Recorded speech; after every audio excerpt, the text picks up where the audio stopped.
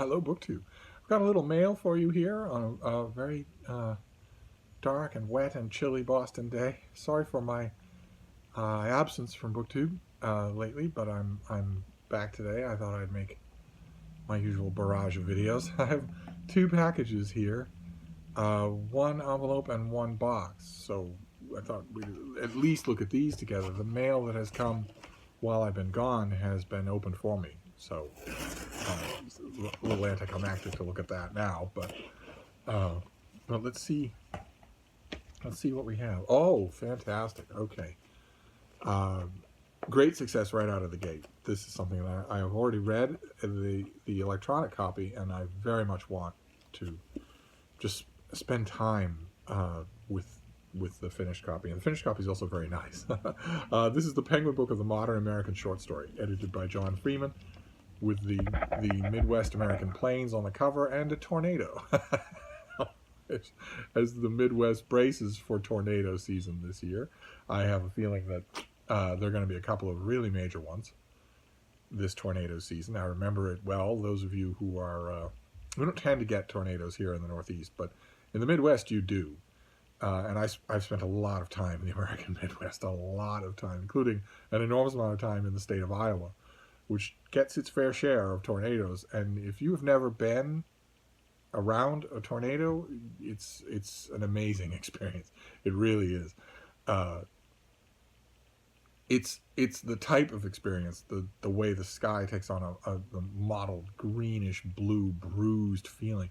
The thing you're always told by people who have been near a tornado is that it sounds like the world's loudest train roaring right in the air, right an inch away. And you always think, okay, well, these people are impressionable and they're exaggerating. And then if you're close enough to experience it, that's exactly what it feels like. And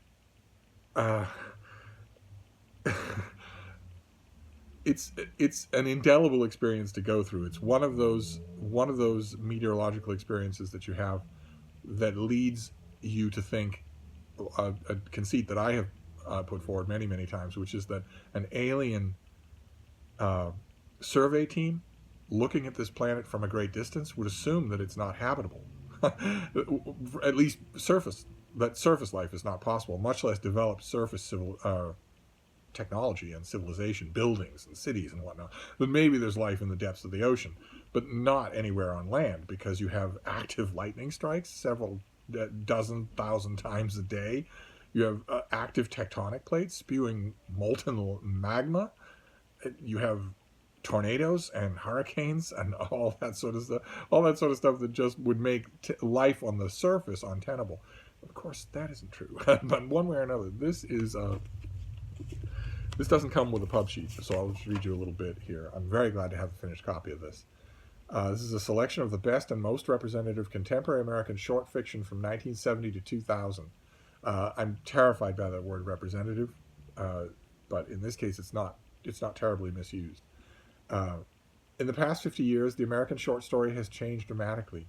New voices, forms, and mixtures of style have brought this unique genre a thrilling burst of energy. And this collection is meant to introduce you to figures aside from just John Cheever. that's the remit of inclusivity for this volume is not abused. Instead, it just throws the net a little bit wider than the standard choices, but still maintains that the admittance is quality. That's the thing that terrifies me about the word inclusive, is that if you make an anthology or, I don't know, a college admissions program, where your main goal is inclusivity, then what you're doing when you do that the worst possible way, when you're not paying attention to anything else, is to run through a checklist. You know, I have a table of contents with 50 stories on it. One had better be by a Samoan. One had better be by an Australian Aborigine. And when you think that way, you're no longer asking whether or not the stories are worth including. You're saying that the author's ethnographic background is worth including, and that's deadly if you do that. And too many anthologies do that. If we just stick to literary productions, but this one does not. This one, just wants to shake up the predispositions. Let me tell you, give you a few of the ones that we have here. Conversation with My Father by Grace Paley is in here. The Ones Who Walk Away from Omelas by Ursula Le Guin is in here. Raymond Carver is in here, unfortunately. The Flowers by Alice Walker. Girl by Jamaica Kincaid. The Red Convertible by Louise Erdrich. The Re-Encounter by Isaac Bashevis Singer.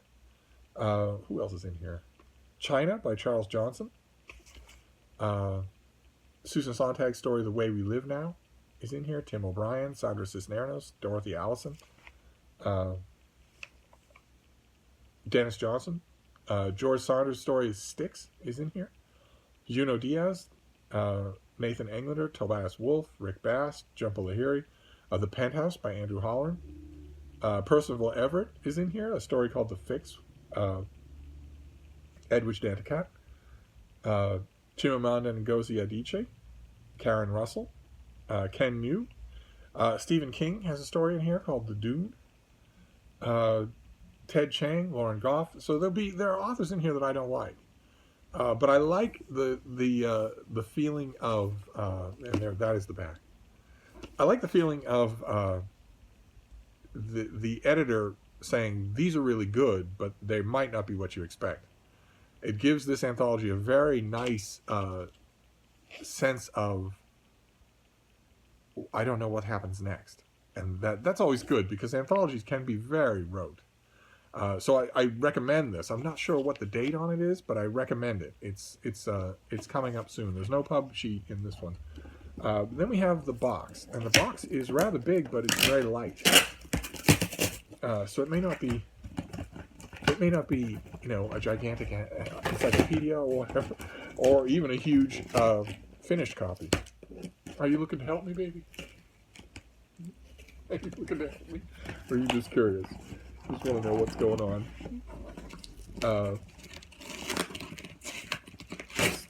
Still don't have my ergonomics exactly right here, but you're free to look at, so you're not going to be worried about it. Oh, fantastic. Oh, great. Fantastic. All right, I very much want a finished copy of this book as I'm reviewing it. And it's exactly the type of thing you want a finished copy of. A big, detailed work of nonfiction, you really want a finished copy so that you can look at the critical apparatus and the index and whatnot. Great. All right, this is something that we've seen before. I've already read it. I've already reviewed it. It is well worth your time.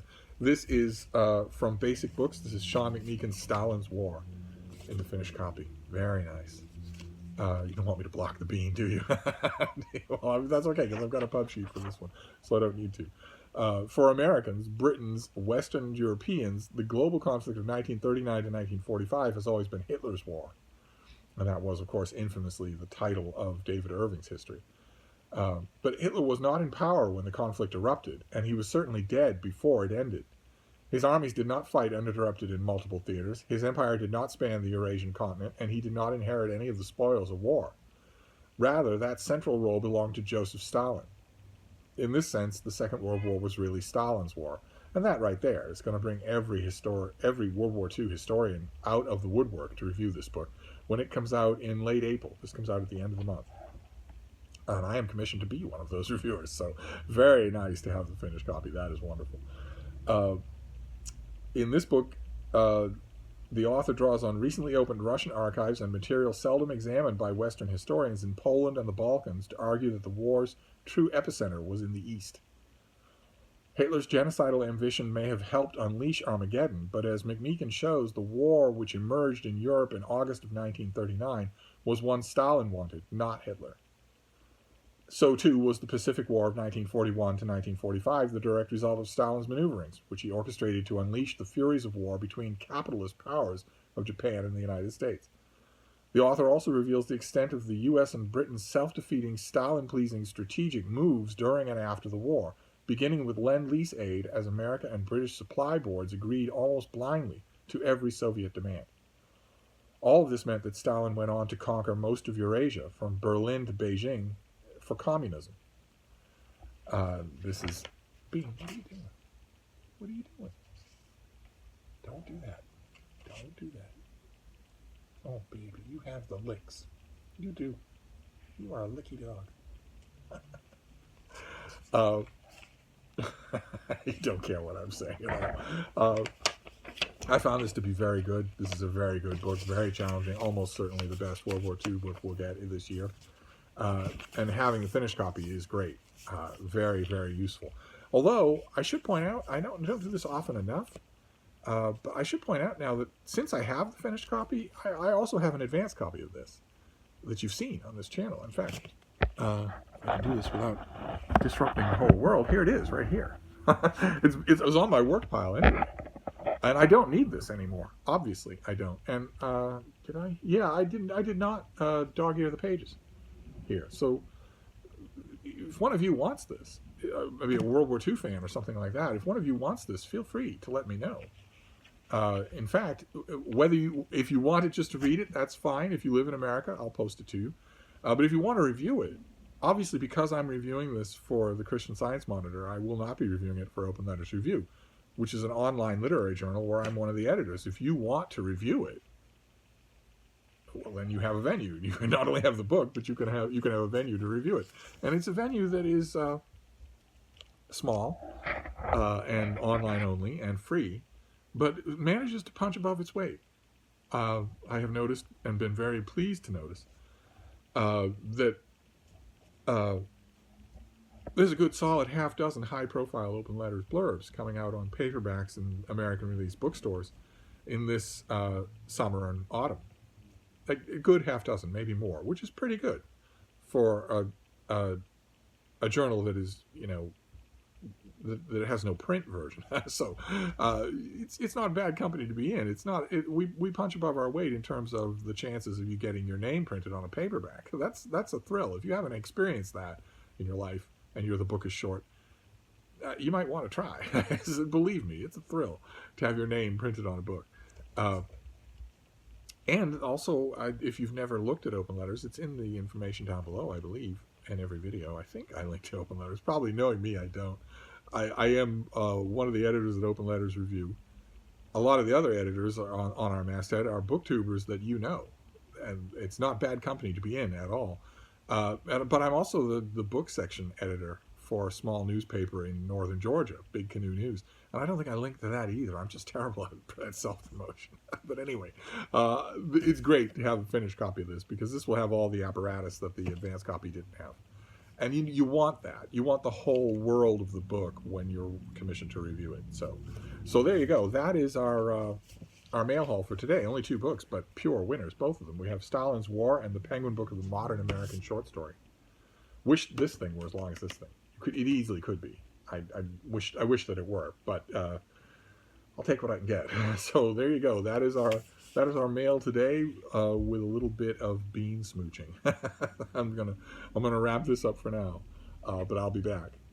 Thank you, BookTube.